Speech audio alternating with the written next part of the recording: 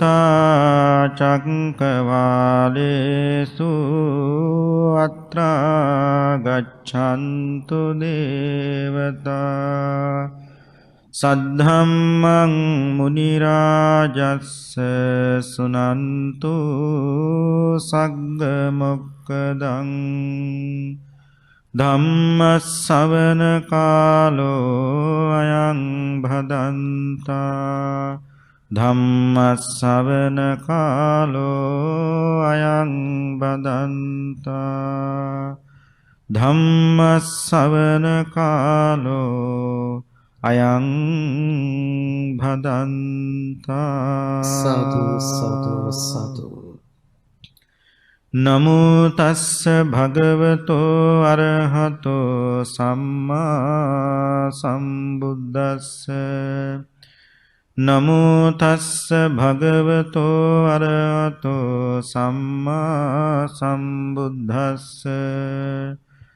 නමෝ තස්ස භගවතෝ අරහතෝ සම්මා සම්බුද්දස්ස සතු සතු සතු ඒහි ත්වං භික්ඛු සීලවා හෝති පාතිමොක්ඛ සංවර සංවුතෝ විහරාහි ආචාර ගෝචර සම්පන්නෝ අනුමත්තේසු වජ්ජේසු බය දස්සාවි සමාදාය සික්ඛති සික්ඛාපදේසු සතු සතු සතු ශ්‍රද්ධාවන්ත පින්වත්නි බෞද්ධ රූපවාහිනිය ඔස්සේ විකාශනය කෙරෙන මේ සද්ධර්ම දේශනාව ශ්‍රවණය කිරීමටයි මේ සදැහැති පින්වත් හැමදෙනාම දැන් බොහෝම ශ්‍රද්ධාවෙන් යුක්තව සෝදානම්ව සිටින්නේ. මේ පින්නතුන් මේ පින්කම සිද්ධ කරලා කාගෙන්වත් ස්තුතියක්වත් බලාපොරොත්තු වෙන්නේ නැහැ. කුදෙක් බලාපොරොත්තු වෙන්නේ හැමදෙනාගේම සිත් තුළ ධර්මාභෝධය සිද්ධ වේවා කියන උතුම් ප්‍රාර්ථනාවත් ඇති කරගෙන සිද්ධ කරන පින්කමක්. අද ධර්මානුශාසනාවෙහි මාතෘකාව මජ්ක්‍ධිම නිකායේ 3 වෙනි කොටසේ බොහොම ලස්සන සූත්‍රයක් තියෙනවා පින්නතුනි. දන්ත භූමි කියලා සූත්‍ර දේශනාව. දන්ත කියන්නේ දැමුණා කියන එක, නැත්තම් සංවර වුණා කියන එක, හික්මුණා කියන එක. භූමි කියලා කියන්නේ පින්නතුනි භූමියට නැත්තම් ප්‍රදේශයට. එතකොට සංවර වුණු, දැමුණු, හික්මුණු භූමිය පිළිබඳව බුදුරජාණන් වහන්සේ වදාළ ලස්සන දේශනාවක්. කුමක්ද මේ සංවර වෙච්ච භූමිය? ගිහිගෙයින් නික්මලා යම් කිසි කෙනෙක් මේ ශාසනයට ඇවිල්ලා මහාන වෙලා ඒ විදියට කටයුතු කරනකොට ඒ භික්ෂුව හික්මෙන්න ඕනේ, සංවර වෙන්න ඕනේ. අන්නේ බව භාග්‍යවතුන් වහන්සේ උපමා සහිතව දේශනා කොට වදා ලස්සන දේශනාවක් මේ. මේ සූත්‍රයේ පින්නතුනි ආරම්භ වෙන්නේ මේ විදියට. බුදුරජාණන් වහන්සේ මේ සූත්‍රයේ දේශනා කළේ රජගහ නුවර වේළුවනාරාමේ කලන්දක නිවාපේ වැඩ ඉන්න දවසක. ඒ කාලේ බිම්බිසාර මහරජුරවන්ට පුතෙක් හිටියා ජයසේන කියලා රාජකුමාරයෙක්. මේ ජයසේන රාජකුමාරයා ජංගා විහාරං අනුචංකමානෝ ව්‍යායාමයේ සඳහා ඇවිදගෙන යන වෙලාව රජගහ නුවර පැත්තේ. ඒ ඇවිදගෙන යනකොට පුංචි සාමණේර සාමින් වහන්සේ නමක්, උන්වහන්සේගේ නම තමයි අචිරවත සාමණේරයන් වහන්සේ. දැකලා මේ මෙයා ව්‍යායාමයට යන්නේ, මේ උදේ පාන්දර මිනිස්සු ඇවිදින්නේ, ඒ වගේ ජංගා විහාරං අනුචංකමානෝ ව්‍යායාමයේ සඳහා ඇවිදගෙන යන අතරතුර මේ අචිරවත සාමින් වහන්සේ දැකලා නැවතුණා. නැවතිලා මේ ජයසේන රාජකුමාරයා අචිරවත සාමින් වහන්සේට කියනවා, මොකද්ද ස්වාමීනි අප්‍රමාද වීරයෙන් යුක්තව ආත්මාශාව දුරු කරලා කටයුතු කරන භික්ෂුවට කෙලස් තවන්න පුළුවන් කියලා. මම මේ කතාව අහලා තියෙනවා. ඒක එහෙම වෙන්න පුළුවන්ද කියලා ඇහුවා. මේ අචිරවත ස්වාමින් වහන්සේ කිව්වා ඒක එහෙම වෙන්න පුළුවන්. වෙන්න පුළුවන් නෙවෙයි අනිවාර්යයෙන් ඒක සිද්ධ වෙනවා. වීරය තියෙනව නම් අප්‍රමාද භව තියෙනව නම් කෙලස් නැති කරන්නට පුළුවන්කම තියෙනවා. මේ ජයසේන රාජකුමාරයා කිව්වා එහෙනම් ස්වාමීනි මට ඔබ වහන්සේ දන්න ධර්මයෙන් ටිකක් කියලා දෙන්න කිව්වා. එවිට අචරවත ස්වාමින් වහන්සේ කිව්වා මම මේ ළඟදි මහාන වුණේ. මට ඔය ලොකු බණක් එහෙම තේරෙන්නේ නැහැ කියන්න තරම්. මට කෙලස් තවන විදිය ඔබතුමාට කියලා දෙන්න බැරි කමක් නැහැ. නමුත් මම කියලා දෙන විදියෙන් ඔබතුමාට ඒක රාජකුමාරයට නොතේරුනොත් ඒකින් වෙන්නේ මං වෙහෙසටපත් වීම පමණයි කිව්වා. ඊට පස්සේ ජයසේන රාජකුමාරයා කිව්වා නෑ ස්වාමීනි ඔබ වහන්සේට තේරෙන පමණින් මට ඒක කියලා දෙන්න කිව්වා. එදා පින්නතුනි අචිරවත ස්වාමින් වහන්සේ කිව්වා හැබැයි මම කියලා දෙන්නම් මේ ධර්ම දේශනාව කරන අතරතුර නොතේරුණා කියලා මගෙන් ප්‍රශ්නෙම අහන්න බෑ කිව්වා. අතරතුර ප්‍රශ්න අහන්න බෑ. ඔබතුමාට රාජකුමාරිය මේ දේශනාව නොතේරෙන තැනක් තියෙනවා නම් එතන නතර වෙන්න. නතර වෙන්න කියන්නේ කුමන හෝ සංඥාවක් දෙන්න මට මේක තේරෙන්නේ නැහැ කියලා. දැන් පින්නතුනි මෙතන මොකක් හරි සංඥාවක් කියන්නේ එක්ක සාදුකාරයක් දෙන්නේ නැති තේරෙනකොට නැත්නම් හිස වනල මොකක් හරි ප්‍රතිචාරයක් දක්වන්නේ නැති ඒ ආදී වශයෙන් කුමක් හෝ. දැන් සමහරු ධර්ම දේශනා කරනකොට එහෙමයි ස්වාමීනි එහේ ස්වාමීනි එතකොට දේශකයන් වහන්සේට තේරෙනවා මේ ශ්‍රාවකයාට මේ දේ තේරෙනවා කියලා. අන්න ඒ වගේ කුමන හෝ සංඥාවක් තියෙන්නේ නැති. ඉතින් අචිරවත ස්වාමීන් වහන්සේ කිව්වා දේශනාව තේරෙන්නේ නැති තැනක් තියෙනව නම් එතන නතර වෙන්න. ප්‍රතිචාරයක් දක්වන්න. එතකොට මම දේශනාව නතර කරන්නම්. අතරමැදි ප්‍රශ්න අහන්නත් බෑනේ.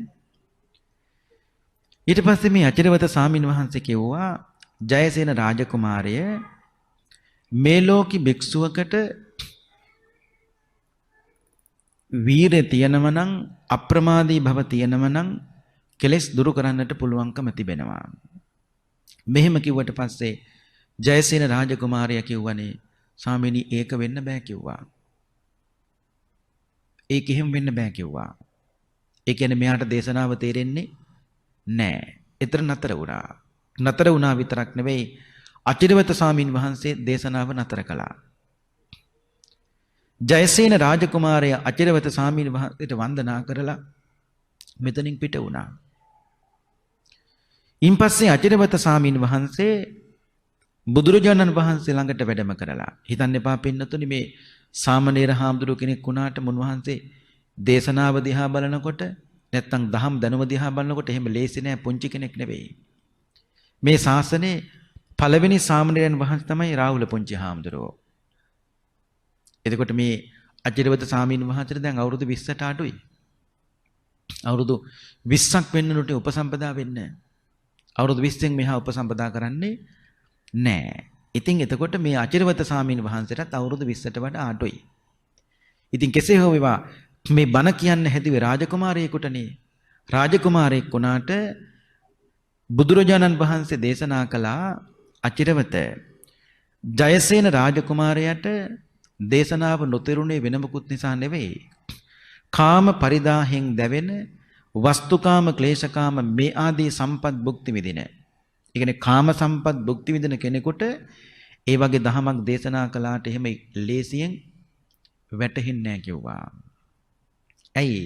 විඳින්නේ මහ ලොකු සම්පත්. ඒ කියන්නේ තෘෂ්ණා සහගත සිතින් යම් කිසි කෙනෙක් කටයුතු කරනකොට දහමක් කියන එක පින්නතුන් එහෙම ලේසියෙන් වටහා ගන්නට අමාරුයි. ඇයි? ඒ තෘෂ්ණාවෙන්ම නැත්තම් ඒ සම්පත් වලින්ම මිනිස්සු මුසපත් වෙනවනේ. සම්පත් භුක්ති විඳින්න ඕනේ පින්නතුනි. හැබැයි ඒව තුල මුසපත් වීමක් සිද්ධ වෙන්නට හොඳ නෑ. ඒ නිසා බුදුහාමුදුරු වදාලා අචිරවත සාමණේරයන්නි ජයසේන රාජකුමාරයාට තේරෙන්නේ නෑ මේ දේශනාව. ඇයි? කාම සම්පත් භුක්ති විඳින නිසා. බුදුහාමුදුරු ලස්සන උපමාවක් කරගෙන මේ දේශනාව පටන් ගත්තා කියනවා අචිරවත ඇතුන් দমনය කරන්න දන්න මිනිස්සෙකුට විතරයි ඇත්තු দমনය කරන්න පුළුවන්කම තියෙන්නේ. ඒ කියන්නේ দমনය වෙච්ච කෙනෙක්ම ඕනේ අනුන්ව দমনය කරන්න. නැත්තම් අමාරු වැටෙනවා. ඇත්තු ළඟට යන්න බෑ පින්නතුනි ඇත්තු ගැන නොදන්න කෙනෙකුට. ඇයි විනාශයක් වෙන්න පුළුවන්. ඒ කියන්නේ ඇත්තු দমনය කරන්න දන්න අස්සය দমনය කරන්න දන්න කෙනෙක්ම තමයි අස්සය ඇත්තු দমনය කරන්න ඕනේ. ඒ වගේ බුදුහාමුදුරුවෝ වදාළ අචිරවත දැමුණු සිතක් ඇති කෙනෙකුට විතරයි මේ ලෝකේ මේ දහමක් හරියට තේරුම් ගන්න පුළුවන්. කාම පරිදාහයෙන් දැවෙන පුජ්‍යලයන්ට බෑ කිව්වා. ඊට පස්සේ බුදුහාමුදුරුවෝ තව ලස්සන උපමාවක් කරගෙන දේශනා කරනවා අචිරවත යාළුවෝ දෙන්නෙක් ඉන්නවා. මේ යාළුවෝ දෙන්නගෙන් මේ දෙන්න ගමනක් යනවා. ගමනක් යනකොට මේ දෙන්නගෙන් එක්කෙනෙක් නගිනව ලස්සන කන්දක් මුදුනට. නැගලා පහළ ඉන්න යාළුවා අහනවා කන්ද මුදුනේ ඉන්න යාළුවගෙන් ඔයාට මොනවද පේන්නේ කියලා. කන්ද උඩ ඉන්න කෙනා කියනවා මට ලස්සන කෙත්වතු පේනවා, මල්වතු පේනවා, ගංගා ඇලදොල මේ සියල්ලම පුදුම ලස්සනක් තියෙන කියනවා. පල්ලෙහා ඉන්න යාළුවා කියනවා වෙන්න බෑ. හරියට අචිරවත නෙමෙයි ජයසේන රාජකුමාරයා වගේ. දැන් බුදුහාමුදුරුවෝ ඇහුවා අචිරවත උඩ ඉන්න කෙනා කියනවා කන්ද උඩ ඉන්න කෙනා කියනවා බොහොම ලස්සනයි කන්ද උඩ නැග්ගාම කියලා. පල්ලෙහා ඉන්න කෙනා කියනවා වෙන්න බෑ කියලා. ඇයි ඒ? පල්ලෙහා ඉන්න කෙනාට මොකක්වත් පේන්නේ නැහැ. ඒ වගේ තමයි ජයසේන රාජකුමාරයාත් අවිද්‍යාව නැමැති කන්දෙන් වැහිච්ච කෙනෙකුට එහෙම වැටෙන්නේ නැහැ කිව්වා. ඊට පස්සේ මේ යාළුවා කන්දෙන් පහළට බහිනවා. බැහැලා අර පල්ලෙහා ඉන්න යාළුවගේ අතින් ඇදගෙන අරගෙන යනවා කන්ද උඩට. ගිහිල්ලා අහනවා දැන් පේනවද කියලා අහනවා. දැන් නම් පේනවා කිව්වා. ඒ කියන්නේ අර පහළ ඉන්න තාක්කල් කොච්චර කිව්වත් ඒක වැටහෙන්නේ නෑ. එතෙන්ට ගිහිල්ලාම බලන්න ඕනේ. ඒ කියන්නේ කන්දරට ගිහිල්ලාම බලන්න ඕනේ මේකේ තියෙන ලස්සන. ඒ වගේ අවිද්‍යාව දුරු කරලා විද්‍යාව පහළ කරගත්තු දවසට මේ ධහමේ ලස්සන ප්‍රතිඵල දකින්න පුළුවන් කිව්වා. ඉන් පස්සේ බුදුහාමුදුරුවෝ තව ලස්සන උපමාවක් කරගෙන ඇතෙක්ගේ උපමාවක් කරගෙන කියනවා අචිරවත සක්ස්ටික රජ කෙනෙක් ඉන්නවා. එයා ඔටුනු පළඳගෙන ඉන්නේ. ඒක රජ වෙලා. මේ රජුරෝ නාගවණිකයෙකුට නාගවණිකයෙක් කියන්නේ පින්නතුනේ නිතර කැලෑවට යන කෙනාට. එයා ඇත්තු ගැන සත්තු ගැන හොඳට දන්නවා. ඔය දැන් අපි යන්නේ යාලවනෝද්‍යානයට යනවා. මෙයාදී එතකොට එහෙම කෙනෙක් අරගෙන යන්නේ තවත් කෙනෙක් අපි අරගෙන යන්නේ එයා සත්තු ගැන ඇත්තු ගැන හොඳට දන්න නිසා. ඒ වගේ මේ නාගවණිකයෙක් කියලා කියන්නේ අන්න ඒ වගේ කෙනෙකුට රජ්ජුරුව කියනවා මම නුඹට දෙනවා රජමාලිගාවේ ඉන්න හොඳ කීකරු ඇතෙක්. මේ කීකරු ඇත අරගෙන යන්න කැලෑවට. අරගෙන ගිහිල්ලා කැලෑවේ ඉන්න වල් ඇත්තු ඉන්නේ. ඒ කියන්නේ හදන්න බැරි ඇත්තු. හික්මිය නොවිච්ච ඇත්තු. අන්නේ ඇතෙක්ව බඳින්න රජමාලිගාවේ ඇතාගේ. තේරුණා මේ කියන එක? ඒ දෙන්න එකට බැඳලා අරගෙන එන්න කිව්වා කොහාටද? මාලිගාවට. දැන් එතකොට දාන්ත ඇතෙක් ගියා නොදමනු ඇතෙක් අරගෙන එන්න. දැන් මෙහිම අරගෙන ආවට පස්සේ රජ්ජුරුව නාගවණිකයට කියනවා දැන් ඔබේ කාර්යය හරි. රජ්ජුරුව ඊට පස්සේ කතා කරනවා ඇත්ගොව්වෙකුට. කතා කරලා කියනවා මේ ඇත අරගෙන ආවේ ඇත්ගොව්වෝ කැලෑවේ ඉඳලා. නිකන් නෙවෙයි මූව අරගෙන එන්න කීකරු ඇතකුත් කැලෑවට ගියා ඒ ගැට ගහලයි අරගෙන ආවේ. නුඹට පුළුවන් නම් මේ ඇතාව රජමාලිගාවින්න කීකරු ඇතා වගේ හදලා දෙන්න. එහෙම නුඹ මේ වල් ඇතාව හරියට හදලා දුන්නොත් විතරයි මම මේ ඇතාගේ පිට නගින්නේ. කවුද කියන්නේ? රජ්ජුරුවෝ. දැන් මේ ඇත්ගොව්ව මොකද කරන්නේ? මේ වල් ඇතාව හදනව කවුරු විදියටද? රජමාලිගාවේ ඉන්න කීකරු ඇතෙක් වගේ. දැන් හදන්නේ කොහොමද? කෑම ටික ටික අඩු කරලා හික්මව ගන්න එපාය. ඊට පස්සේ කණුව වටේට යන්න කියනවා. කකුල් දෙකෙන් විතරක් හිටගෙන ඉන්න කියනවා. කකුල් තුනෙන් ඉඳගෙන එක කකුලක් උස්සන් ඉන්න කියනවා. වලිග උස්සන්න කියනවා. හොඬවැල උස්සන්න කියනවා. ඔය කණුව වටේට යන්න කියනවා. දැන් මෙහෙම කිය ඇද්ගොව මොකද කරන්නේ? මේ වල්ලතාව පුරුදු කරනවා. මනුස්ස වාසයට හරියන විදියට. ඒ විදියට පුරුදු කරලා ඉවරුණාට පස්සේ තමයි රජ්ජුරුව නගින්නේ කාගේ පිටද? මේ තාගේ පිට.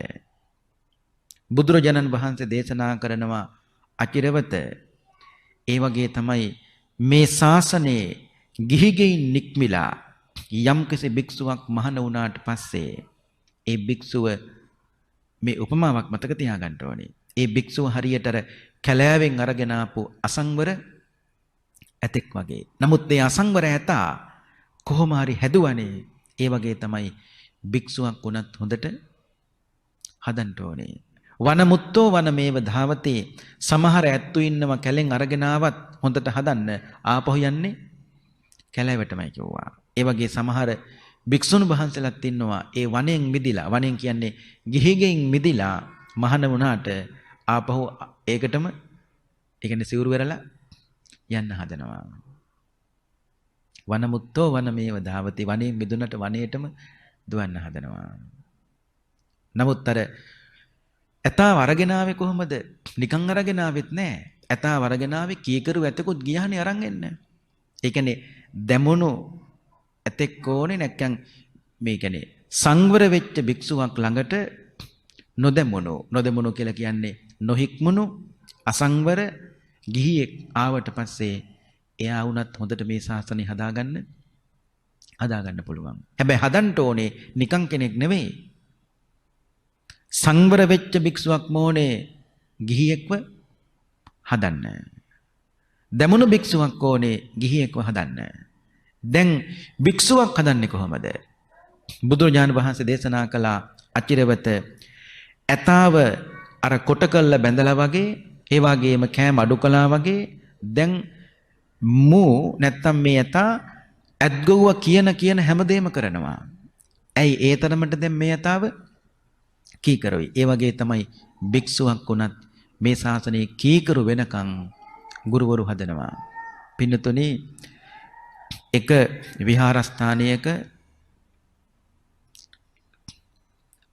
විහාරස්ථානයක එක සාමින් වහන්සේ කෙනෙක් අවුරුදු 30යි.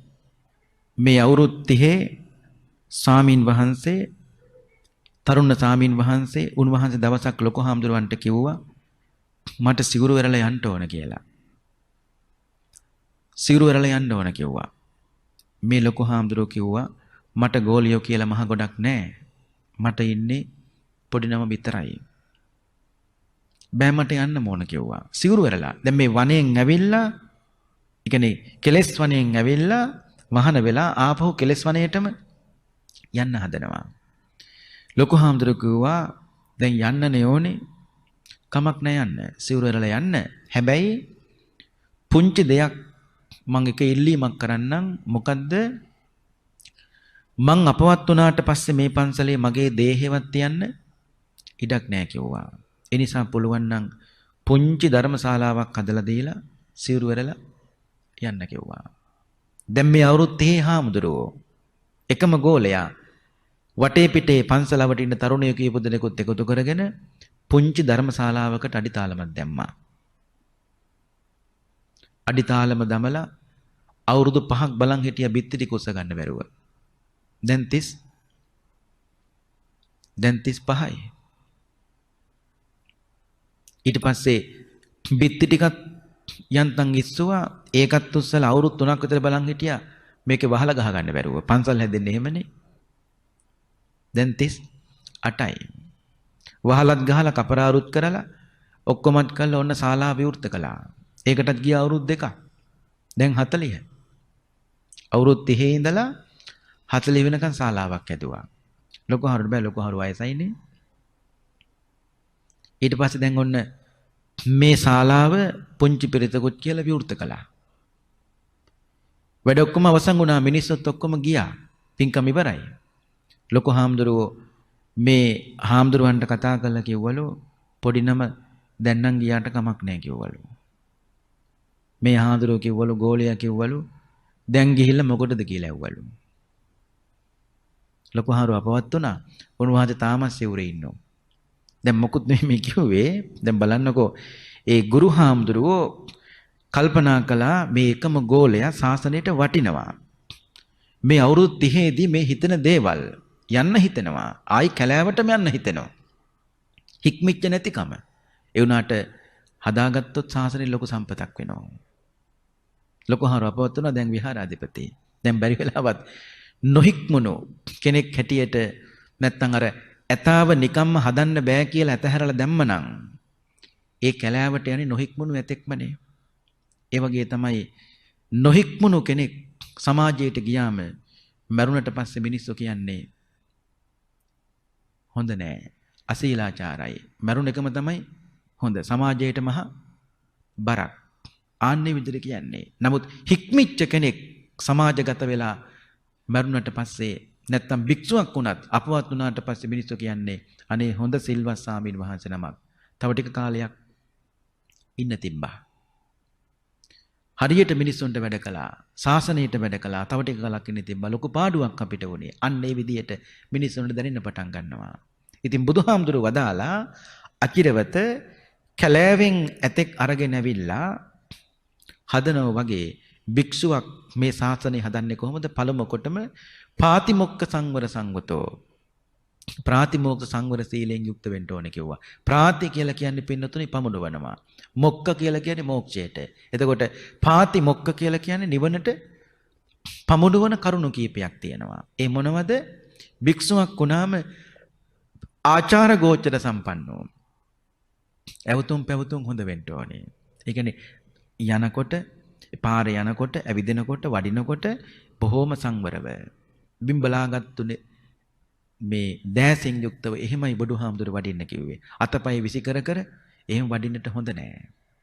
කවුරු වුණත් අසංවරයි නේතකොට දානේ වළඳනකොට බොහොම හික්මීමෙන් බත් පිට කටට ගන්න කලින් කට අරින්න හොඳ නෑ. බත් ටික පිඟානේ යනකොට පාත්‍රයේ බත් ටික ගන්නකොට කට අරින්නට හොඳ නෑ. ඒ වගේ පුංචි පුංචි දේවල් තියෙනවා හික්මෙන්නට ඕනේ. කාපු බීපු තන බත් ඇටයක්වත් තියෙන්න බෑ. බුදුහාමුදුරේ වදාලා. ඊට පස්සේ ලොකු හාමුදුරුවෝ අපිට ඉස්සර කියන්නේ මේ දානේ මේ කිරි ආදී වළඳනකොට හැන්දවත් කප් එකේ වද්දන්න එපා කියනවා. හැන්දවත් ටාන් ගාලා කප් එකේ වදින විදියට වළඳන්න එපා. හොඳ නෑ පින්නතුනි 19ක් 12ක් 29ක් එකපාරට ඒ විදියට කිරි වළඳනකොට ටාන් ගාලා වදින්න ගියාම මොනතරම් සද්දයක් එනවද? අසංවරයි. ඒ විදියට හදන්නේ හරියට අර කැලෑවෙන් ගෙනාපු ඇතෙක් හදනවා වගේ මේ භික්ෂුවක් හදන්නේ ආචාර ගෝචර සම්පන්නෝ අනුමත්තේසු වජ්ජේසු බය දස්සාවේ අනුමාත්‍ර නැත්තම් පුංචි වරදෙහි බිය දකින්න ඕනේ. පුංචි වරදක්වත් කරන්න හොඳ නැහැ. පින්නතුන්ට මතකද රාහුල පුංචි හාමුදුරුවෝ බුදුහාමුදුරුවෝ එක දවසක් වැඩම කළා අග්ගාලව කියන චෛත්‍යස්ථානයේ පින්කමකට. ඒ වැඩම කරපු වෙලාවේ ඔක්කොම හිටියේ උපසම්පදා සාමීන් වහන්සේලා. එක සාමණේර සාමීන් වහන්සේ කෙනයි හිටියේ. ඒ තමයි පුංචි රාහුල හාමුදුරුවෝ. ඔන්න බලන්න පින්නතුන්ට මතක ඇති එදා උන්වහන්සේට කියන්නේ රාහුල පුංචි හාමුදුරුවන්ට සැතපෙන්න තැනක් නැති වෙනකොට බුදුහාමුදුරගේ වච්ච කුටිය සැතපුණේ. වච්ච කුටිය කියන්නේ වැසිකිළියට. ඒ සැතපුණේ බුදුහාර උදේ පාන්දර අවදි වුණා. උගුර පෑදුවා වච්ච කුටිය ළඟට ගිහිල්ලා. ඇතුළත් කෙනෙක් උගුර පෑදුවා. කවුද කියලා ඇහුවා. ස්වාමීනි භාග්‍යවතුන් වහන්සේ මම රාහුල. ඇයි රාහුල මෙතන? බුදුහාමුදුරුවනේ මට සැතපෙන්න තැනක් නැහැ. ඊ රාත්‍රී කාලේ පුරාමට හිටියේ මෙහි. ඇයි කියලා ඇහුවා. ඔබ වහන්සේ නීතියක් පනවලා තියෙනවනේ. ශික්ෂාපදයක්. මොකද්ද? උපසම්පදා භික්ෂුන් වහන්සේ නමගේ කාමරේ නැත්තම් කුටියේ සාමණේර භික්ෂුවක් එක රැයක්වත් ඉන්න එක තහනම්. උපසම්පදා භික්ෂුවකටයි සාමණේර භික්ෂුවකටයි එහෙම එක කාමරේ ඉන්නකට තහනම්. නීතියක් පනවලා තියෙනවා. අනේ බුදුහාමුදුරුවෝ කල්පනා කළා අද රාහුලට මේ ටික මෙහෙම වුණා නම් අනාගතයේ උපදින මේ ශාසනයේ දරුවන්ට මොකද වෙන්නේ? එදාම බුදුහාමුදුරුවෝ සරියුත් මහරහතන් වහන්සේට කතා කළකෝ සාරිපුත්ත මේ නීතිය මම ලිහිල් කරනවා. කොහමද? උපසම්පදා භික්ෂුන් වහන්සේ නමගේ කාමරේ සාමණේර සාමින් වහන්සේ නමකට රැවල් දෙකක් ඉන්න පුළුවන්. හැබැයි තුන්වෙනි දවසේ අරුණ නැගෙන්න කලින් ඒ සාමණේර හාමුදුරුවෝ කුටියෙන් පිට වෙන්න ඕනේ. දැන් මොකුත් නෙමෙයි මේ කිව්වේ අනුමත්තේසු වජ්ජේසු බය දස්සාවේ. අනුමාත්‍ර වූ වරදෙහි පවා බිය දැක්කා කවුද පුංචි රාහුල ඒ වගේ පුංචි ශික්ෂාපදයක්වත් කඩන්න මේ පෙළඹුණේ නෑ. එහෙම නිදාගත්ත කියලා මොකුත් වරදක් නෑ. නමුත් භාගතුන් වහන්සේ නීතියක් පනවලා තියෙනවනේ. ඒ නීතියට ශික්ෂාපදයට උන්වහන්සේ කරු කළා.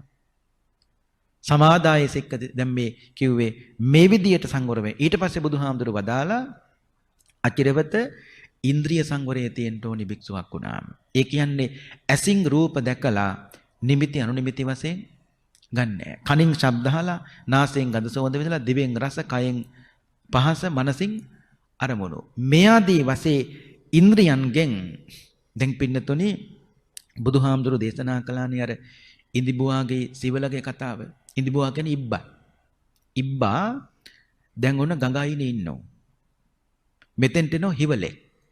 හිවල ඇවිල්ලා ඉබ්බගේ කට්ට උඩට කකුලක් තියාගෙන ඌ ඉතින් බලන් ඉන්නවා මේ කකුල් හතරෙන් එකක් හරි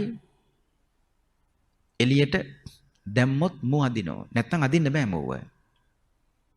දැන් හිවල බලන් ඉන්නේ එකක් හරි එළියට දානකම්. මේ ඉබ්බව. දැන් ඉබ්බත් කපටියා. ඉබ්බ දන්නවා මම එක අණ්ඩක් හරි එළියට දැම්මොත් ඒ අණ්ඩෙන් ඇදගෙන මාව අනවා. මොකද්ද බුදුහාඳුර මේ කිව්වේ? මේක උපමාවක්. බුදුහාඳුර වදාලා මහණෙනි මාරය කොයි වෙලාවෙත් බලන් ඉන්නේ ඇසින් අවස්ථාවක් ලැබෙනකම්, කනින් අවස්ථාවක් ලැබෙනකම්. ඒ අවස්ථාවක් ලැබුණේ කොයි මොහොතකද? මාරයා නුඹලා ළඟ. ඒ කියන්නේ ඇහැ කියන්නේත් කවුද? ඇහැ කියන්නේත් මාරේ. කන කියන්නේත්. එතකොට මේ ඇසින්, කනින්, නාසයෙන්, දිවෙන්, ශරීරයෙන්, මනසින් කියන මේ යම් හෝ දෙයකින් අරමුණක් ගන්නවද, අරමුණක් ලබනවද, එදාට මාරයා බලන් ඉන්නේ අපිව දැහැ ගන්න. හරියට සිවලා ඉබ්බගේ එක අණ්ඩක් හරි එළියට දැම්මොත් මු වැදගෙන කනවා. බැරි මෙතන මොකද කරන්නේ? මේ සිවලා එළියට දාන්න යන එක කට්ටක්වත් ඉබ්බ හිමීට වතුරට යනවා. ඒ වගේ තමයි ඉබ්බ පරිස්සම් වුණා. කල්පනා කළා ඉඩක් නොලැබෙන විදියට. ඒ වගේ බුදුහාමුදුරුව වදාලා මාරයාගෙන් බේරෙන්න ඕන නම් ඇසින් රූප දකින්න එපා කිව්ව නෙමෙයි. ඒව දැකලා නිමිති අනුනිමිති වශයෙන් ගන්න එපා. එතකොට මාරයාගේ උගලට අහු වුණා සමානයි කිව්වා. අන්න ඒ වගේ ඉන්ද්‍රියන් හොඳට සංවර කරගන්නට පුරුදු වෙන්න කිව්වා. ඊන් පස්සේ බුදුහාමුදුරුව වදාලා මේ ජාගරියාන යෝගය. භික්ෂුවක් වුණාම නිදිවරන්න පුරුදු වෙන්න ඕනේ. භික්ෂුවක් නෙමෙයි, ගිහියෙක් නෙමෙයි, කවුරුණවත්. නිදිවරනවා කියන්නේ පින්නතුනි මේ නොනිදා පහන් කරන එක නෙවෙයි. නැතුව මිනිස්සු මේ නිකන් අල්ලාප සල්ලාප කතා කරලා උදේට කියනවා නම් අපි ඊරයට නිදිමරුවයි කියලා. ඒක නියම නිදිමරීම නෙවෙයි. එහෙනම් මොකද්ද නියම නිදිමරීම කියන්නේ? කෙලෙස් වලින් තොරව යම් කිසි කෙනෙක් එළි වෙනක, ඒ කියන්නේ රැය පහන් කළා නම් ආන්න එදාට කියන්න පුළුවන් කුමක් කියලාද? අපි ඊරේ නිදි මරුවා. හැබැයි කෙලෙස් වලින් තොරව. දැන් අපි මෙහෙම හිතමුකෝ. දැන් රාද සාමීන් වහන්සේ එළි වෙනකන් ධර්ම දේශනා කළා. බුදු ගුණ දේශනාවක් කළා. ආන්න එදාට මිනිස්සු නිදි වරාගෙන හරි කමක් නැහැ. ඒ දේශනාව එළි වෙනකන් ඇහුවා. එදාට මිනිස්සුන්ට කියන්න පුළුවන් බය නැතුව අපි ඊයේ රෑ පුරාවටම ලස්සන බුදු ගුණ දේශනාවක් ඇහුවා. එතකොට ඒ නිදි මරුවේ ඇයි? කෙලෙස් වලින් තොරව. එළි වෙනකම්ම ඒ තැනැත්තා හිටියේ බුදුරජාණන් වහන්සේගේ දේශනාවත් එක්කමයි. කොච්චර ලස්සනයිද? ඒකයි කිව්වේ පින්නතුනි බුදුහාරන් කාලේ හිටියා නිකන් නිදි මරන්න හොඳ නැහැ. නිදි මරනවා නම් නිදි මරන්න ඕනේ කෙලෙස් වලින් තොරව සසරටත් වැඩක් වෙන විදියට. ඒකට කමක් නැහැ. පින්නතුන්ට මතක ඇතිනේ මහල්ලක තිස්ස සාමීන් වහන්සේ. උන්වහන්සේ වයසට ගිහලා මහණ වුණේ. කල්පනා කළා දැන් මං වයසට ගිහලානේ මහණ වුණේ. දැන් ඊටු ටිකෙන් නිදන්න පටන් ගත්තොත් වැඩේ කරගන්න හම්බෙන්නේ නැහැ මහණුනෙක් වැඩේ. දැන් භාගයක් නිදාගෙන ඊටු භාගයක් නිදාගත්තොත් වැඩක් නැහනේ. උන්වහන්සේ මහල්ලක තිස්ස හාමුදුරුවෝ කලේ මොකද්ද? පිදුරු වලින් අර වලල්ලක් හදලා ඒක තෙමනවා. ඔළුවේ තියෙනවා. ඒක තෙමනවා ඔළුවේ තියෙනවා. මොනවද මේ කරන්නේ? නිදිමත හැදෙනවටයි මේ කරන්නේ එලි වෙනකම් මොකද්ද කරන්නේ? භාවනා කරනවා. මේ දැඩි දුක් දීමක් මොකුත් නෙමෙයි. උන්වහන්සේ කල්පනා කළේ නිදන්න කාලයක් මට නැති නිසා ඊටු ටික නිදන්න පටන් ගත්තොත් ජීවිතය අවසానයි. ඒ නිසා මම නිදි වරහගෙන හරි කමක් නැහැ. කෙලෙස් වලින් තොරවනේ භාවනා කළා මං කොහොම හරි හිත දියුණු කරගෙන රහත් වෙනවා. රහත් වුණා. ඊපස්සේ බුදුරජාණන් වහන්සේ දේශනා කළා මහණෙනි ඊළඟට තීරුම් ගන්න ඕනේ කෝ අචිරවත සාමණේරයන් වහන්සේට මේ කියන්නේ පුංචි හාමුදුරු කෙනෙකුට කියනවා අචිරවත ඊළඟට තීරුම් ගන්න ඕනේ කෝ භික්ෂුවක් වුණාම කාමච්ඡන්ද ව්‍යාපාද තීන මිද්ද උද්ධච්ච කුච්ච විචිකිච්ඡා කියන පංච නීවරණ ධර්මයන්ගෙන් හිත යටපත් කරගන්න. කාමච්ඡන්ද කියන්නේ පින්නතුනි කාමයට තියෙන දැඩි කැමැත්තනේ. ඒක ලස්සනයි බුදුහාරු මේ පහ උපමා පහකට අරගෙන දේශනා කළා. පින්නතුට මතක ඇති කාමච්ඡන්දේ හරියට ණයකාරයෙන් ගත්තු ණයක් වගේ. දැන් ණයකාරයෝ දැන් ණය ඒ මිනිස්සුන්ගේ ණය නොදෙනකොට කඩුළු ළඟට ඇවිල්ලා ගේට්ටුව ළඟට ඇවිල්ලා මිනිස්සු හොඳ ඒවායින් බනිනවා. හොඳටක් බනිනවා නරකටක් බනිනවා. හැබැයි ඉතින් කොයි විදියට බැන්නත් ඉතින් අහගෙන ඉන්න ඕනේ. මොකද වැරද්ද කළා තියෙන්නේ තමන්නේ. ඒ ණය නොදුණු නිසා ණයකාරයෝ ගේට්ටුව ළඟට එන්නේ. කොන විදියට බැන්නත් අහගෙන ඉන්න ඕනේ. ඒ වගේ බුදුහාමුදුරු දේශනා කළා මේ හිතට මොන කාමයන් ආවත් ඉවසන්න වෙනවා.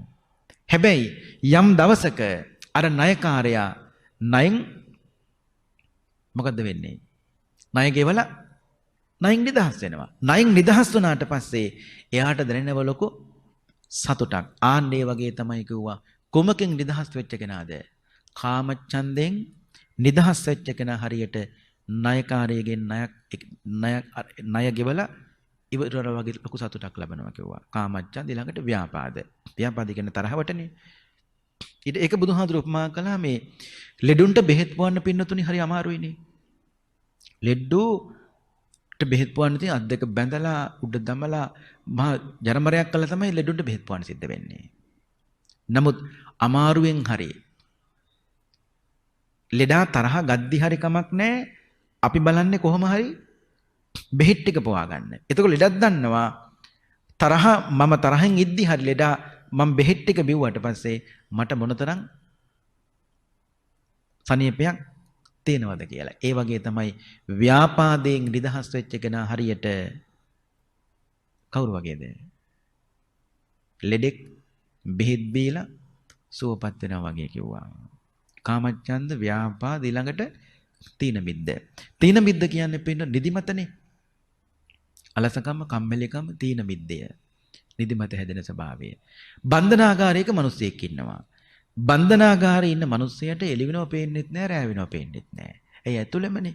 හැබැයි යම් දවසක මහණෙනි මෙයා බන්ධනාගාරෙන් එළියට එනවා. එළියට ආවට පස්සේ තමයි තේරෙන්නේ අපේ එළියට ආවම තියෙන සනීපේ. ඒ වගේ තමයි තීන මිද්දෙන් නිදිමතෙන් නිදහස් වෙච්ච කෙනා. නින්දට ගිජු වෙන්න හොඳ නැහැ. වැඩිපුර නිදා ගන්න ගිහියා හෝ වේවා පැවිද්දා හෝ වේවා පිරිහෙනවාමයි. උදේ පාන්දර අවදි වෙන්න ඕනේ. බ්‍රහ්ම මුහුර්තෙන් අවදි වෙන්න ඕනේ. එතකොට සීල වැඩ සාර්ථකයි. කාලය පිරිමැසෙනවා. බුදුහාරු ස්ත්‍රීන්ට දේශනා කළ විශේෂයෙන් පුබ්බුට්ටා ඉෂ්ටියක් වුණාම ගෙදර ඔක්කොටම කලින් නැගිටින්න ඕනේ. පච්චානිපාතනී ඉෂ්ටියක් වුණාම ගෙදර ඔක්කොම නිදාගත්තට පස්සේ තමයි ස්ත්‍රී නිදා ගන්න ඕනේ. ස්ත්‍රියක් ඉන්නව නම් ස්ත්‍රියක් නේ පුරුෂයෙක් වන එහෙම එලි වෙනකන් ඒ කියන්නේ දවල් වෙනකන් නිදා ගන්නව නම් ඒ ගෙදර පිරිහෙනවා. හොඳ නෑ. මේ නිදන්න හොඳ එපා කිව්ව නෙමෙයි. ඒක මතක තියාගන්නට ඕනේ මේ කිව්වේ මොකද්ද කියලා. ඉතින් ඊට පස්සේ බුදුහාමුදුරුවෝ වදාලා තීන මිද්ද ඊළඟට උද්ධච්ච කුක්කුච්ච. නොසන්සුන් බව. හිතෙන් නොසන්සුන් බව. ඒක බුදුහාමුදුරුවෝ උපමා කළා මේ 16ක් ඉන්නවා. මේ 16ට හාම්පුතා හරියට වැඩ කියනවා. ඒ කියන්නේ එකක් වෙනකොට එකක්, එකක් වෙනකොට තව එකක්. එහෙම සේවකයන්ට වැඩ කියන්නට හොඳ නෑ. නිදහස තියෙන්න ඕනේ. නැත්තම් ඊළඟ වැඩේ අවුල් සහගත වෙන්න පුළුවන්. ඒ මනස නිදහසක් තියෙන මනුස්සයෙක් වුණාම සමහර මිනිස්සු එහෙම නෙමෙයි. සමහර ගෙවල් වල හරියට සේවකයන්ට වැඩ කියනවා. වැඩ කියන්නට ඕනේ නිදහසකුත් දීලා. නැත්නම් ඊළඟ වැඩේදී බඩුවක් මුට්ටුවක් අඩනොත් ඒ වැරද්ද කාගේවත් නෙමෙයි. ගෙදරින් මිනිස්සුන්ගේ. ඇයි අර මනුස්සර නිදහසක් දීලා නෙවෙයිනේ වැඩ කියන්නේ. දිගටම වැඩ කියන්නේ. හැබැයි මේ දාසිය යම් දවසක දාසිභාවයෙන් දහස් වෙනවා. එතකොට එයාගේ හිත නොසන්සුන් නෑ. දැන් ඒ දාසිය දාසකම් කරන කාලේ වැඩ කළා වගේ නෙවෙයි දැන් වැඩ කරන්නේ. දැන් එයාගේ හිත මන අපිට නිදහස වැඩ කරන්න පුළුවන්. ඒ දාසිභාවයෙන් දැන් නිදහස්නේ. අන්න ඒ වගේ තමයි නොසන්සුන් කමෙන්, ඒ කියන්නේ උද්දච්ච කුක්කුච්චෙන් නිදහස් වෙච්ච කෙනා හරියට දාසිභාවයෙන් නිදහස් වෙච්ච කෙනෙක් වගේ. ඊළඟට විචිකිච්ඡා කියන්නේ සැකය. බුදුහාරු වදාලා මිනිස්සේ කාන්තාරයක අතරමං වෙනවා. අතරමං වෙලා මෙහෙන් යන්දෝ කොහෙන් යන්දෝ කිය සැකෙන් බල ඉන්නකොට මේ මිනිස්සයා කොහොම හරි කාන්තාරෙන් එතර වෙනවා. කොයි වගේද? විචිකිච්ඡාවෙන් දුර වෙච්ච මිනිස්සේ හරියට කාන්තාරයකට අතරමං වෙච්ච මිනිස්සේ කාන්තාරයෙන් එතර වුණා හා සමානයි කිව්වා. දැන් එතකොට මේ කිව්වේ අචිරවත මොනවද? පංච නීවරණ ධර්ම. කාමච්ඡන්ද, ව්‍යාපාද, තීන මිද්ද, උද්ධච්ච කුක්කුච්ච, විචිකිච්ඡා. මේ පංච නීවරණ ධර්මයන්ගෙන් හිත යටපත් වුණාම අකුසලයන්ගෙන් හිත මිදෙනවා. අකුසලයන්ගෙන් හිත මිදුණාට පස්සේ ඒ හිතට ඇති වෙනව පින්නතුන් ලොකු විවේකයක්. විවේකයත් එක්ක දැනෙනව ලොකු සතුටක්. නිකන් හිතන්නකෝ ලොකු සතුටක් දැනෙනවා. ඒ සතුට දැනෙන්නේ ගතටයි සිතයි දෙකටම. එතකොට පින්නතුනි ගතයි සිතයි දෙකම සැහැල්ලු වෙනකොට මේ හිත සමාධිගත වෙනවා. සමාධිගත හිතක් තියෙන කෙනා මේ ලෝකයේ පිළිබඳව දකින්නේ උපේක්ෂා සහගතවයි. කොච්චර ලස්සනයිද? දැන් එතකොට මෙන්න මෙතෙන්ට ආපු භික්ෂුව නැත්තම් අර ඇතෙක් නොහික්මුණු ඇතෙක්නේ දැන් කැලෑවෙන් අරගෙන ආවේ. දැන් ඒ ඇතා හොඳට හැදුවා. කොච්චර හොඳට හැදුවද කියනනම් ඇත්ගොව්වා. කොහොමද හැදුවේ? දැන් පුළුවන් මේ වල් ඇතාගේ පිට නගින්න කාටද?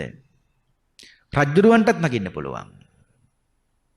ඒ වගේ බුදුරජාන් වහන්සේ වදාලා අචිරවත මෙන්න මේ ටික සම්පූර්ණං. ඒ කියන්නේ භික්ෂුවක් වුණාම ප්‍රාතිමෝක්ඛ සංවර සීලයෙන්, ඒ වගේම ඉන්ද්‍රිය සංවරයෙන්, නිදි වැරීමෙන්, භෝජනෙහි පමණ දැන වැළඳීමෙන් මේ ආදී කරුණ ටික සම්පූර්ණ වෙලා පංච නීවරණ ධර්මයන් ගෙනුත් හිත යටපත් වුණාට පස්සේ ඒ භික්ෂුව මොන තැනකට ඇතෑරියත් බයක් වෙන්න දෙයක් නෑ. අර ඇතා, ඒ කියන්නේ හික්මුණු ඇතා කොහෙට ඇතෑරියත්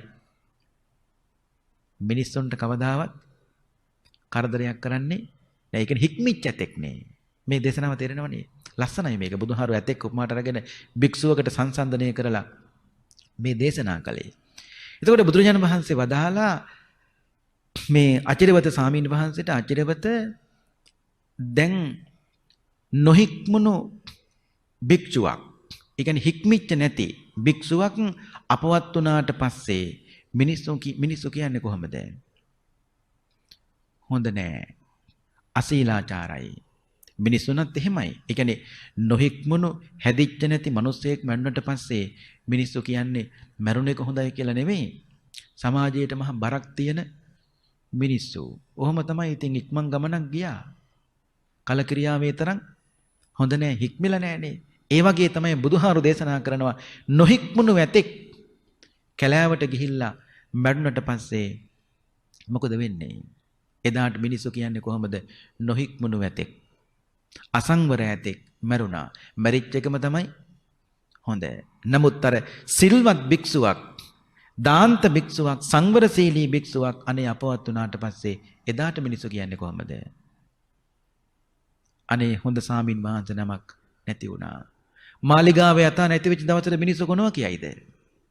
මිනිස්සු කියන්නේ අනේ වටින ඇතෙක් කරඬුවත් අරගෙන ගියා. කොච්චර පින් තියෙනවද? ඇතෙක් වුණත් ත්‍රිසං සතෙක් වුණත් අපිටවත් නැති ලාභයක්, භාග්‍යයක් ත්‍රිසං සතාට තියෙනවනේ. තව ටික කලක් ඉන්න තිබ්බා ඒ ඇතා. ආන්නේ වගේ. එතකොට එහෙම මිනිස්සු කියන්නේ ඇයි? මාලිගාවේ යතා හරි හික්මිලා.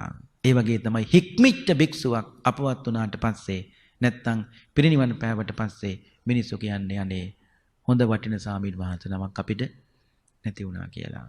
ඉතින් බුදුරජාන් වහන්සේ මේ වදාලේ ලස්සන දේශනාවක් ඇතෙක් උඹාට රගෙන මතක් කළා අචිරවත මේ විදියට මේ පංච නීවරණ ධර්මයන් යටපත් කරලා මෙතෙන්ට ආවට පස්සේ ඒ පුජ්‍යලයට පුළුවන්කම තියෙන අචිරවත ප්‍රථම ධාන, ද්විතීය ධාන, තෘතීය ධාන, චතුර්ථ ධාන ආදී වශයෙන් ධාන මට්ටම් වලට පවයින. පංච නීවරණ ධර්මයන් යටපත් කරන්නේ නැතුව පින්නතුනේ ධානයකට එන්න පුළුවන්කමක් ඇත්තේ නැහැ. ඒකනේ බුදුහාමුදුරුවෝ වදාළේ විවිච්ඡේව කාමේහි විවිච්ඡ අකුසලේහි ධම්මේහි සවිතක්කං සවිචාරං විවේකජං පීතිසුඛං පඨමඥානං උපසම්පජ්ජ විහෙරති. විතක්ක කියන්නේ මොනවටද පින්නතුනි? විතක්ක කියන්නේ පින්වත්නි සිතුවිලි වලට. විචාර කියන්නේ මොනවටද? විචාර කියලා කියන්නේ ඒ අරමුණෙහි සිත හොඳට බැඳ තබා ගැනීම. ඒක හරියට මෙන්න මේ වගේ බුදුහාර දේශනා කරනවා විතක්ක ගණ්ඨාවකට ගහන සද්දයක් තියෙන්නේ. ගණ්ඨාවකට ගහන සද්දයයි ඒ ගණ්ඨාරයකට ගැහුවට පස්සේ ඉන්පස්සේ නිකුත් වෙන දෝංකාරයක් තියෙන ලස්සන. ආන්න ඒක තමයි ලස්සන. විතක්ක ගණ්ඨාරයකට ගහන සද්දය හා සමානයි මොනවද? විතක්ක. විතක්ක කිව්වහම කුසල විතක්කක් තියෙනවා අකුසල විතක්කක් තියෙනවා. මොනවද කුසල විතක්ක? කුසල විතක්ක කියන්නේ නෙක්ඛම්ම විතක්ක, අව්‍යාපාද විතක්ක, අවිහිංසා විතක්ක. එතකොට අකුසල විතක්ක කියන්නේ මොනවටද? කාම විතක්ක, ව්‍යාපාද විතක්ක, විහිංසා විතක්ක. මේව හොඳ නෑ. කුසල විතක්ක තමයි හොඳ. ඒක දැන් තේරෙනවනේ. විතක්ක කියලා කියන්නේ ඒ කුසල සිතිවිල්ල. විචාර කියලා කියන්නේ ඒ කුසල් සිතිවිල්ල දිගටම පවත්වා ගැනීම. දැන් උපමාව මොකද්ද? ගණ්ඨාවකට ගහන සද්දය විතක්ක හා සමානයි. විචාර කියලා කියන්නේ ගණ්ඨාවකින් නිකුත් වෙන දෝංකාරයක් තියෙන ලස්සන. ආන්න ඒක පුදුම ලස්සනයිනේ. කුසල් පටන් ගන්න ලේසි. කුසල් පවත්වන්න තමයි අමාරු. කුසල් සිතිවිල්ලක් පින්නතුනේ ඉක්මනට හිතට ගන්න පුළුවන්. නමුත් ඒ කුසල් සිතිවිල්ලෙම අරමුණේම හිත පවත්වා ගන්න එක තමයි අමාරු. ඒක තමයි කරන්නට ඕනේ. ඒ නිසා පටන් ගත්ත කුසලය දැන් සමහරු බනහනව 1 2 නතර කරනවා. එහෙම හොඳ නෑ. ඒ කියන්නේ එපා වෙන්නට පුළුවන්. අපි සසරෙත් පින්නතුනේ අපි කෙලෙස් සහගත වාප පිරිසක්නේ. නමුත් එකක් දෙකක් අහලා මේ එහෙම හොඳ නෑ. දවසට මහ ගොඩක් නෙවෙයි එක බණක් හරි අහන්නට පුරුදු වෙන්න ඕනේ. එක බණක්. ඊට පස්සේ Tamanට වැටහෙනව ධර්මයත් එක්ක ලැබෙන මේ ප්‍රීතියත් එක්ක මට දැන් බණ දෙකක් විතර දවසට අහන්න පුළුවන්. ඒ විදිහට ටික ටික වැඩි කරගත්තාම ඒ පුජ්‍යලයා එක බණකින් පටන් ගත්තෝ ඒ කටයුත්ත පින්නතුනේ නැත්තම් ඒ බණ ඇසීම ඒ පුජ්‍යල දවසට බණ 3-4ක් වුණත් අහන්නට පුරුදු වෙනවා. සීලුවට නතර කළා අපිට මේක කරන්නට බෑ. ඒ නිසා යමක් කරන ගමන් හරි කමක් නැහැ පින්නතුනේ මේ යන්නේන ගමන් හරි කමක් නැහැ. ටික ටික හරි මේක ඔලුවට දාගන්න ඕනේ. අහක යන්නේ නැහැ. අපත යන්නේ නැහැ පින්නතුනේ හරි වටිනවා. ඒ නිසා බුදුරජාණන් වහන්සේ දේශනා කරපු විදියට මේ අර ගිහි ගෙයින් නික්මිලා මහාන වෙලා ඒ භික්ෂුව පැවිදුණාට පස්සේ හික්මවන්නාසේ ඇතෙක් කැලෑවෙන් අරන් ඇවිල්ලා හික්මවලා රජ්ජුරුවන්ටත් ඇතාගේ පිට නගින්න පුළුවන් විදියට. දැන් ඒ ඇතා කොහාට ඇතෑරියත් බය නැහැ. ඒ භික්ෂුව දැන් කොහෙට ගියත් බය නැහැ. ඇයි? බුදුරජාණන් වහන්සේ පින්නතුනේ මේ සාමීන් වහන්සේ නමක් මහාන කළා දැන් සිවුරු පෙරෙව්වා දැන් හරි කියලා බුදුහාමුදුරුවෝ පැත්තකට වෙන්නේ නැහැ. බුදුහාමුදුරුවෝ කරන්නේ මොකද්ද? හික්මෙන කම්ම බුදුහාමුදුරුවෝ ළඟ තියා ගන්නවා. හැබැයි යම් දවසක බුදුහාමුදුරුවන්ට වැටහුනොත් මේ භික්ෂුවට මම නැතුව ජීවත් වෙන්න පුළුවන් ඕන තැනක ගිහිල්ලා කියලා හිතුනොත් ආන් එදාට තමයි බුදුහාමුදුරුවෝ මේ සාමීන් වහන්සේව මොකක් කරන්නේද? අතහරින්නේ. ඇතරිට ප්‍රශ්නයක් නැහැ. දැන් බුදුහාමුදුරු දන්නවා කොහේ ගියත් ජාමේ බේරගෙන එන්න පුළුවන්. ඒ කියන්නේ කොහේ ගියත් ඒ භික්ෂුව දන්නවා මට ගුරුවරයෙක් ඉන්නවා. මට සාස්තුන් වහන්සේ කෙනෙක් ඉන්නවා. ඒ සාස්තුන් වහන්සේ ගැන හිතලා එකම ශික්ෂාපදයක්වත් කැඩෙන විදියට කටයුතු කරන්නේ කොහේ ගියත්. ඒ වගේ තමයි ඇතෙක් වුණත් හික්මුණාට පස්සේ ඇතහැරියොත් බය වෙන්න දෙයක් නැහැ. ඒ ඇතාගෙන් කාටවත් කරදරයක් නැහැ. ඒ වගේ මේ ලස්සන දේශනාවක් පින්නතුනේ මජ්ක්‍ධිම නිකායේ 3 වෙනි කොටසේ දන්ත භූමි කියන සූත්‍ර දේශනාවයි අද පින්නතුන්ට කියලා දුන්නේ. මේ සූත්‍ර දේශනාව ශ්‍රවණය කිරීමෙන් පහල කරගත්තා වූ සියලුම කුසල් බැලෙන් හැමදෙනාටම උතුම් අමාමහ නිවන් සෝයම සැලසේවායි සාදු කියලා ප්‍රාර්ථනා කරන්න. අද අපේ ධර්මානුශාසනාවෙහි දායකත්වයේ භාරගෙන කටයුතු කරන්නේ නම්බර 76න් 2 වැවහේනවත්ත හිරිවල කල්ලෙලිය පදිංචි W සේපාල වික්‍රමරත්න මහත්මයා සහ KB ජෙනීටා විජේකාන්ති මහත්මණිය ඇතුළු ඒ පවුලේ පින්වත් පිරිස බලාපොරොත්තු වන්නේ අවුරුදු 3කට පෙර මිය පල්ලව සැපත්වන්ට යෙදුණු W සැන්ටින් ප්‍රනාන්දු මහත්මයා පියාණන් වහන්සේ එවාගේම W සෙනරත් වික්‍රමරත්න ආදරණීය සහෝදරයා KB විජේපාල පියාණන් ඇතුළු නමින් මියගිය සිහි කටයුතු ඥාතීන්ටත් සංසාරගත සිහි කටයුතු ඥාතීන්ටත් මේ පින් අනුමෝදන් වේවා. සසර දුක් කෙලවර පියාණන් වහන්සේ ඇතුළු ඥාතීහු නිවනින් සැනසෙත්වා කියන උතුම් ප්‍රාර්ථනාව.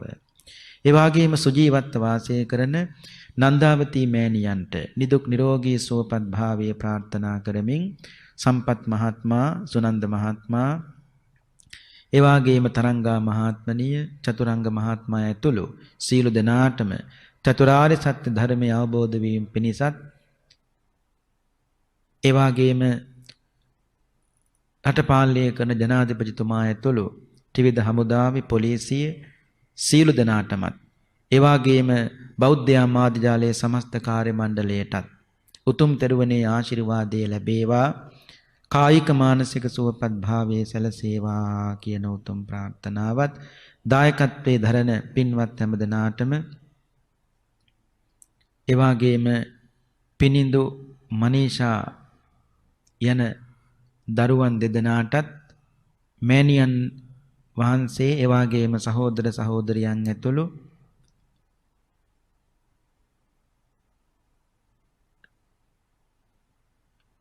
හැම දෙනාටමත් ලක්විසි ලෝවැසි හැම දෙනාටමත් ධර්ම දේශනාව සිද්ධ කළ අපටත් උතුම් චතුරාර්ය සත්‍ය ධර්මය අවබෝධයේ තුලින් සුඛ සහගත ප්‍රතිපදාවෙන් කුසල් දහම් සම්පූර්ණ කරගෙන නිවනින් සැනසෙන්නට මේ පින් හේතු වාසනා වේවා කියන උතුම් ප්‍රාර්ථනාවයි.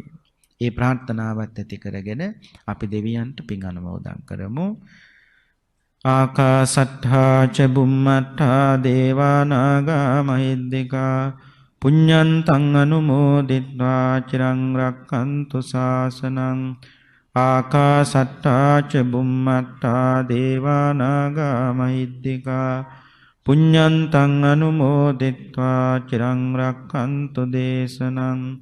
ආකාසට්ඨා ච බුම්මට්ඨා දේවා නාග මහිද්దికා පුඤ්ඤන්තං අනුමෝදිත්වා චිරං රක්ඛන්තු ත්වං සදා.